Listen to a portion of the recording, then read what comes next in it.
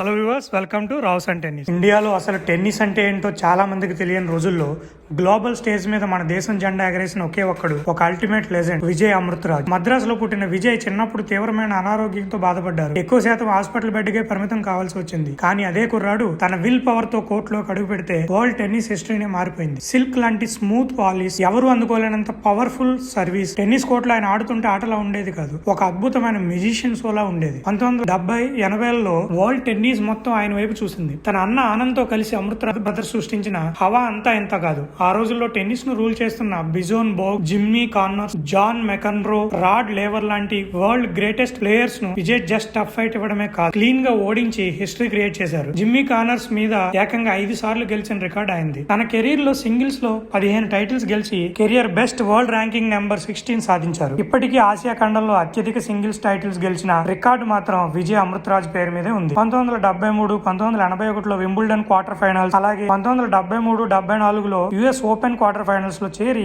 Grand slams లో India power ఏంటో చూపించారు. అప్పట్లో ఆయన మ్యాచ్ ఉందంటే దేశం మొత్తం టీవీలకు అతుక్కుపోయేది. కానీ విజయ్ అన్నిటికంటే ఎక్కువ నచ్చింది మాత్రం ఇండియా జెండాను గ్లోబల్ స్టేజ్ మీద రిప్రజెంట్ చేయడమే. 1974 మరియు 1987లో ఇండియాను హిస్టారికల్ డెవిస్ కప్ ఫైనల్స్ దాకా తీసుకెళ్లిన రియల్ కెప్టెన్ ఆయన. ఇండియన్ టెన్నిస్ కి ఆయనే అసలైన గాడ్ ఫాదర్. లియాండర్ పేస్ లాంటి ఎందరో లెజెండ్స్ ఎదగడానికి కారణమైన బ్రిటానియా అమృతరాజ్ టెన్నిస్ అకాడమీని స్టార్ట్ చేసింది కూడా ఆయనే. అయితే విజయ్ గ్రేస్ కేవలం టెన్నిస్ కోర్టుకే పరిమితం కాలేదు. ఆయన స్టైల్, గ్రేస్ చూసి హాలీవుడ్ వెతుక్కుంటూ వచ్చింది. World famous James Bond movie Octopussy లో ఒక మెయిన్ రోల్ లో ఆయన యాక్ట్ చేసి అందరినీ షాక్ ఇచ్చారు. అలాగే స్టార్ ట్రెక్ సినిమాలోనూ నటించారు. కేవలం యాక్టరే కాదు, ఐక్యరాజ్య సమితి తరపున మెసెంజర్ ఆఫ్ పీస్ గా కూడా నియమితులయ్యారు. ఆట ముగిశాక వరల్డ్ క్లాస్ టెన్నిస్ కామెంటేటర్ గా మారి ప్రపంచవ్యాప్తంగా మిలియన్ల మందికి టెన్నిస్ ను మరింత దగ్గర చేశారు. ఈ అసాధారణమైన ప్రయాణానికి గుర్తింపుగా వరల్డ్ టెన్నిస్ లోనే అత్యంత ప్రతిష్టాత్మకమైన international tennis hall of fame లోకి ఎంపికైన ఫస్ట్ ఏషియన్ మెన్ గా హిస్టరీ క్రియేట్ చేశారు ఆయన. అలాగే భారత ప్రభుత్వం ఆయన్ను పద్మశ్రీతోనూ మరియు పద్మభూషణ్ అవార్డులతోనూ గౌరవించింది. విజయ్ అమృతరాజ్ ఒక గొప్ప ఛాంపియన్, ఒక గ్లోబల్ అంబాసిడర్, అంతకంటే మిన్నగా ఆటను ఎంత హుందాగా ఆడాలో నేర్పిన real gentle man. He is a true legend. ఇలాంటి మరిన్ని టెన్నిస్ ఇన్ఫర్మేషన్ కోసం మా ఛానల్ ని లైక్ చేసి, షేర్ చేసి, సబ్స్క్రైబ్ చేయండి. Thank you so much.